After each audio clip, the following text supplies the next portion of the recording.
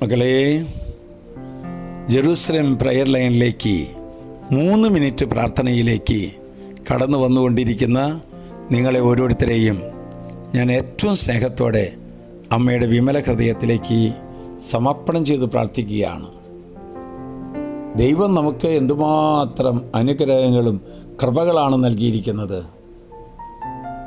പഠിക്കുവാനുള്ള ബുദ്ധിശക്തിയും ഓർമ്മശക്തിയും ഗ്രഹണശക്തിയും എല്ലാം കർത്താവിൻ്റെ ദാനമല്ലേ?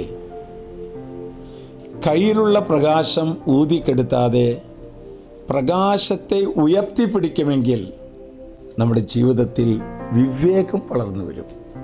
വചനം തരികയാണ് സുഭാഷിതം 14:33. ബുദ്ധിമാൻ്റെ മനസ്സിൽ വിവേകം കുടികൊള്ളുന്നു, ഭോഷന്മാരുടെ ഹൃദയം അതിനെ അറിയുന്നതേയില്ല. എൻ്റെ മക്കളെ, വിവേകമുള്ള ഒരു കുഞ്ഞ്, വിവേകമുള്ള ഒരു ഭാര്യ, വിവേകമുള്ളൊരു അപ്പൻ ഒരു കുടുംബത്തിലുണ്ടായാൽ ആ കുടുംബത്തെയാണ് സ്വർഗമെന്ന് പറയുന്നത്.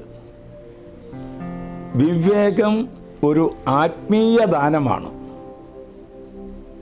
വിവേകത്തോടെ സംസാരിക്കാനും പ്രവർത്തിക്കാനും കഴിയുന്നത് അതൊരു ദൈവത്തിൻ്റെ കൃപയാണ്. ചില വ്യക്തികളിൽ തിന്മകളിൽ നിന്നും ദുഷ്ടത കുടികൊള്ളുന്ന സാഹചര്യങ്ങളിൽ നിന്നും ഒഴിഞ്ഞു മാറി നിൽക്കണമെങ്കിൽ വിവേകം നമുക്ക് വേണം. തിന്മയുടെ സാഹചര്യങ്ങളിൽ നിന്നും ദുഷ്ടത കുടികൊള്ളുന്ന സ്ഥലത്തു നിന്നും മാറി നിൽക്കണമെങ്കിൽ വിവേകം വേണം. നിഷേധാത്മകമായ ചിന്തകൾ പങ്കുവെക്കുമ്പോഴും ക്രിയാത്മകമായ ചിന്ത പങ്കുവെക്കണമെങ്കിൽ നമ്മുടെ ഉള്ളിൽ വിവേകം വേണം. മറ്റുള്ളവർ പരാജയത്തെക്കുറിച്ച് സംസാരിക്കുമ്പോഴും വിജയത്തെക്കുറിച്ച് സംസാരിക്കാൻ നമ്മുടെ ഉള്ളിൽ വിവേകം വേണം.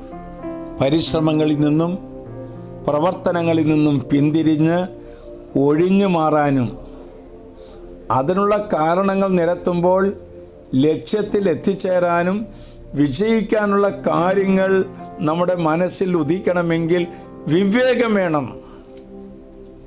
അതുകൊണ്ടാണ് വചനം പറഞ്ഞത്, ബുദ്ധിമാന്റെ മനസ്സിൽ വിവേകം കുടികൊള്ളുന്നു, ഭോഷന്മാരുടെ ഹൃദയത്തിൽ അതിന് ഒരു സ്ഥാനവുമില്ല. അതുകൊണ്ട് നമ്മൾ പ്രാർത്ഥിക്കണം, ദൈവമേ, വിവേകമെന്ന ആത്മീയമായ ദാനം എനിക്ക് തരണമേ.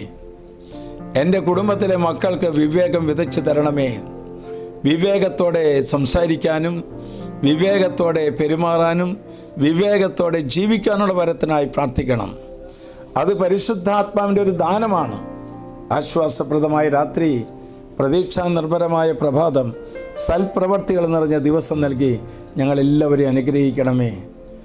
വിവേകത്തിൻ്റെ മനുഷ്യരായി ജീവിത അവസാനം വരെ ജീവിക്കുവാൻ അവിടുന്ന് കൃപ നൽകണമേ.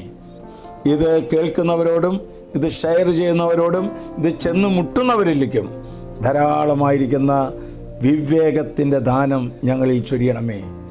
നമ്മുടെ കർത്താവ് ഈശോ മിശിഹായുടെ കൃപയും പിതാവായ ദൈവത്തിൻ്റെ സ്നേഹവും പരിശുദ്ധാത്മാവിന്റെ സഹവാസം ഉണ്ടാകട്ടെ, ഇപ്പോഴും എപ്പോഴും എന്നേക്കും.